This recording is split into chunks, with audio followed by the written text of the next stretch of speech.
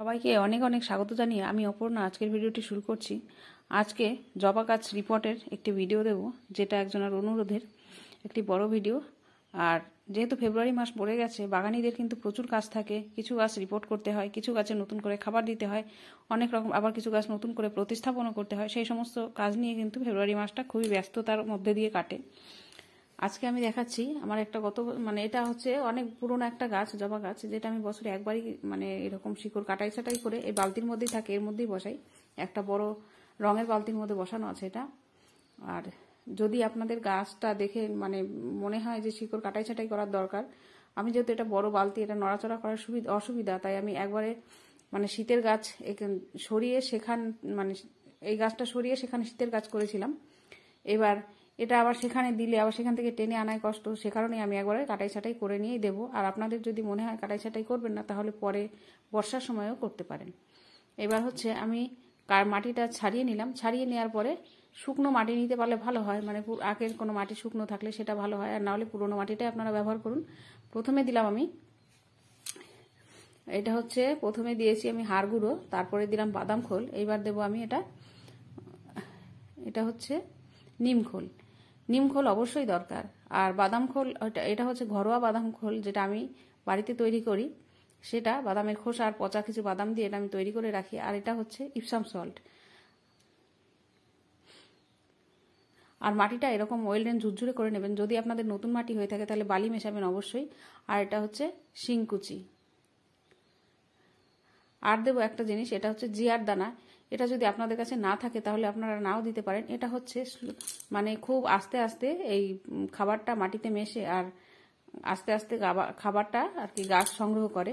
এটা যদি আপনাদের কাছে না থাকে আপনারা নাও দিতে পারেন। এর মধ্যে সমস্ত রকমের খাদ্য উপাদানগুলো থাকে, যেটা গাছের খুব ধীরে ধীরে কাজ হয়। এইবার দেবো সেটা হচ্ছে মেন গোবর সার। আপনারা গোবর সার যদি না থাকে, ভার্মি কম্পোস্ট কিংবা kitchen West compost, lip compost, যে কোনো জিনিস আপনাদের হাতের কাছে থাক, সেটা অবশ্যই দিয়ে নেবেন। আর এইগুলো দিয়ে মাটিটা আমি তৈরি করে নেব।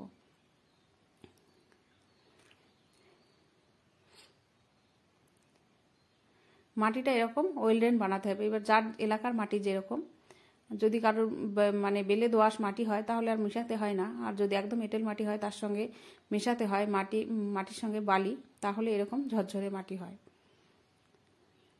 আর এই যে সেই বালতির নিচে কিন্তু ছিদ্র করা আছে। এবার আমি কতগুলো টব ভাঙা আর কি ছিদ্রের উপরে দিয়ে নেব। আর এত বড় একটা প্ল্যান্টার ভর্তি কিন্তু প্রচুর মাটির দরকার। তাই এটাকে কি করে, এই কটায় অল্প কটা, এখানে কিন্তু অল্প মাটি আছে, খুব বেশি মাটি নেই। এই কটা দিয়ে কিভাবে প্ল্যান্টারটা ভরবো সেটা আপনাদের দেখাচ্ছি। এবার ছিদ্রগুলোর ওপর আমি খোয়া ভাঙা দিয়ে নিলাম।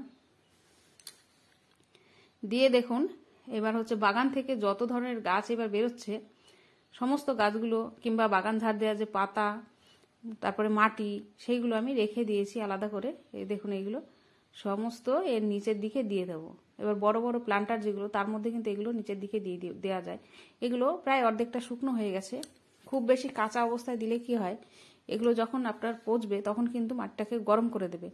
আর আপনাদের একটা কথা বলে দিই, যখন আপনারা এই মাটিটা তৈরি করবেন, যদি আপনারা কেমিক্যাল সার ব্যবহার করতে চান, নতুন হলে কখনোই কেমিক্যাল সার ব্যবহার করবেন না, কারণ পরিমাপটা বেশি হয়ে গেলে কিন্তু আপনার গাছটা ক্ষতি হতে পারে।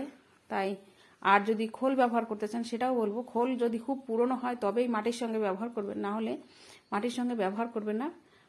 আর সেটা কিন্তু গাছে ফাঙ্গাস সৃষ্টি করে। আর যদি আপনারা খোল মেশাতে চান, তাহলে অন্তত 15 দিন আগে থাকতে মাটিটা রেডি করে রাখতে হবে। কেমিক্যাল সারও যদি মেশাতে চান, তাহলে অন্তত 15 দিন আগে মাটিটা রেডি করে রাখবেন। 15 দিন পরে সেই মাটিতে আপনারা গাছ প্রতিস্থাপন করবেন। আশা করছি সম্পূর্ণভাবে আপনাদের বোঝাতে পারলাম যে কিভাবে মাটিটা তৈরি করতে হয়। আমার এর মধ্যে যেমন কোনো রকম কেমিক্যাল সার নাই, কোনো কিছুই নেই, আমি সঙ্গে সঙ্গে মাটিটা রেডি করে বসিয়ে দিলাম। তাই এইভাবে কিন্তু আপনারা গাছগুলোকে রিপোর্ট করতে পারেন। আপনাদের যে গাছটা মনে হবে রিপোর্ট করতে হবে সেটা করতে পারেন। আর যেটাই মনে হবে যে আপনার রিপোর্ট করার দরকার নেই, সেগুলোকে আপনারা খাবার দিয়ে দিন, তাহলেই হয়ে যাবে। আর এই জবা গাছে কিন্তু অবশ্যই করে কীটনাশক স্প্রে করতে হয়, কারণ মিলিবাগ খুব অ্যাটাক করে। মিলিবাগের অ্যাটাক হলে কিন্তু গাছ আপনার কোনো মতেই ভালো হবে না, আর গাছে কিন্তু গ্রোথ সুন্দরভাবে নেবে না, আর ফুলও সেইভাবে আসবে না। আর যে গাছটা আমি রিপোর্ট করলাম, এগুলো কিন্তু সবই দেশি জবা গাছ। আজকে অনেকগুলো গাছ রিপোর্ট করেছি, সেইগুলো সবগুলোই আপনাদের দেখাবো। সবগুলোই দেশি জবা গাছ। মানে দেশি জবার মধ্যেও কিন্তু অনেক রকম ভ্যারাইটি আছে, এগুলো কিন্তু আপনারা আপনাদের বাগানে এনে বসাতে পারেন। আর এগুলো ডাল থেকে সহজেই চারা তৈরি করে নেওয়া যায়।